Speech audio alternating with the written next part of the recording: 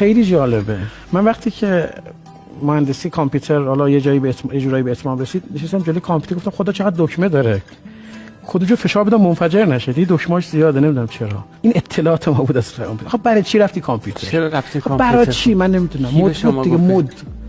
باید بری نرم افزار بخون، نرم افزار به جایی برسی. تنبلا میرن انسانی، زرنگا میرن ریاضی. رفتیم خدمت، برگشتیم، بعد ازدواج کردی، حالا بعد بچه‌م داری، بعدی به علاقت نرسیدی، بعد توی بانکی رفتی استخدام شدی، داری اونجا مثلا بازی داری می‌کنی، بعدم به بچه مثبتی شدی رئیس بانک.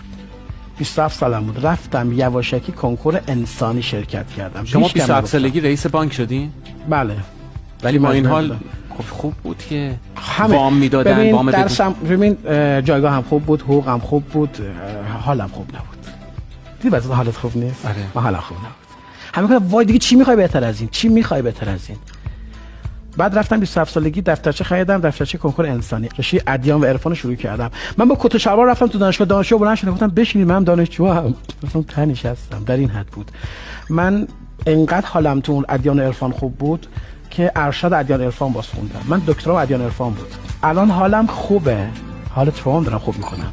اینجا دیگه هم جایگاه هست، هم تحصیل هست، هم شغل و پول هست، هم حالم خوبه، هم حال دیگران دارم خوب میکنم.